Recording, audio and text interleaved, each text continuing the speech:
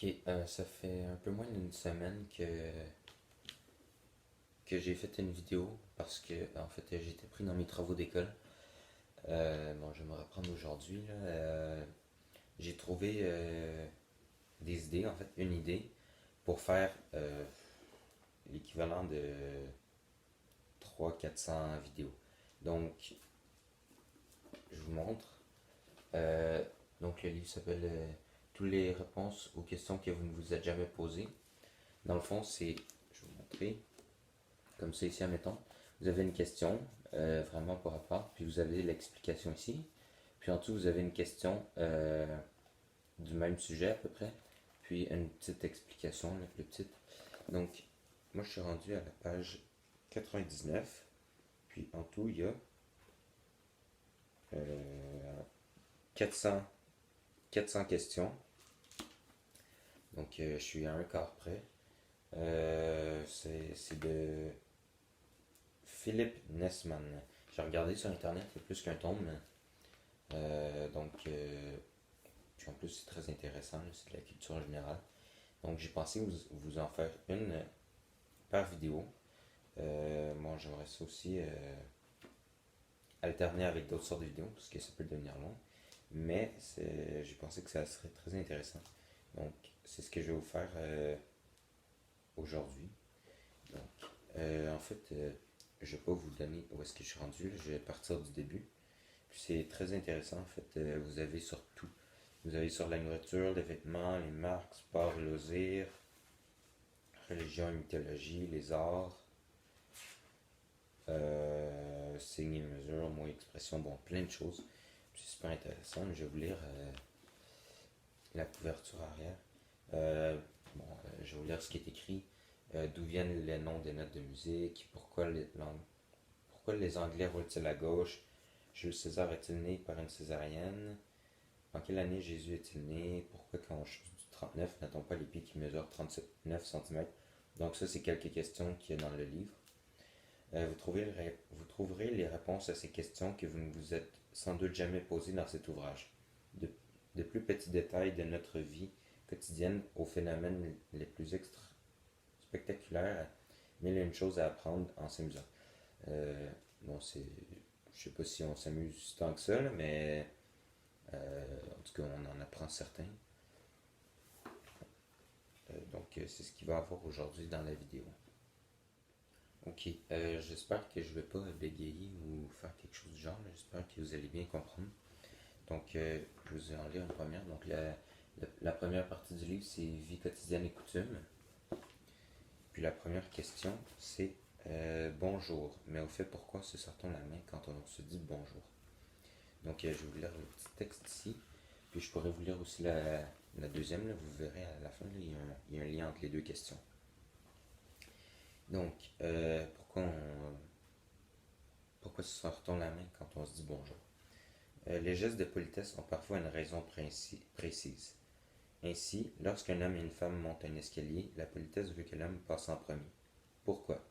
Pour qu'il n'en profite pas pour regarder les fesses de la dame. Et lorsqu'il redescend, l'homme passe encore le premier, mais pour une autre raison. Si la dame venait à tomber, il pourrait la rattraper au passage. Pour ça, il faut avoir des réflexes. Le fait de serrer la main a aussi une raison cachée. Pour la comprendre, il faut remonter au temps des châteaux forts. J'imagine que tout remonte à une certaine époque. Là. Je pense qu'il n'y a aucune, disons, coutume qui remonte aux années 2020. Là. Je pense que ça remonte tout d'il y a très longtemps. Donc, il faut remonter au temps des châteaux forts. À l'époque, la confiance ne régnait pas vraiment. Lorsque vous croisiez quelqu'un, vous risquiez de vous retrouver avec un couteau dans le ventre. Ainsi, quand deux personnes se rencontraient, chacune tendait sa main droite vers l'autre pour lui prouver qu'elle n'était pas armée. Ouais, je pense que ça arrive pas à tout le monde. Hein. Si t'as deux enfants qui se serrent la main, je pense pas que c'est pour montrer qu'il n'y avait pas d'armes. C'est ça. Ok.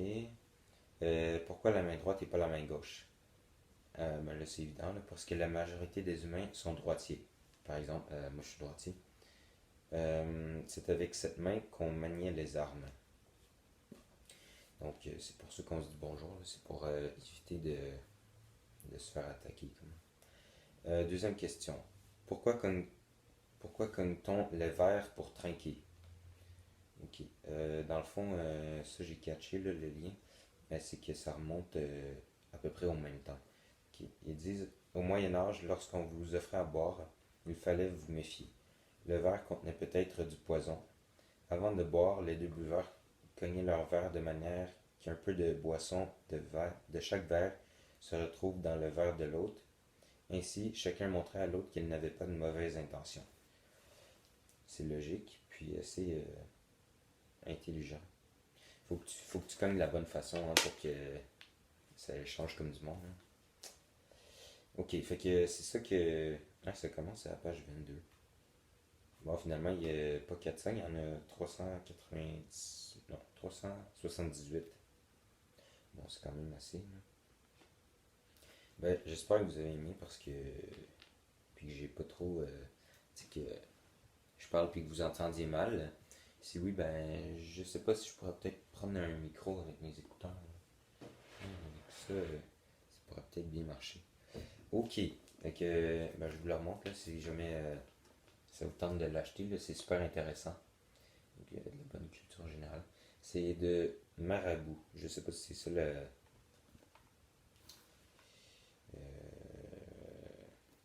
Voyons, comment on dit ça?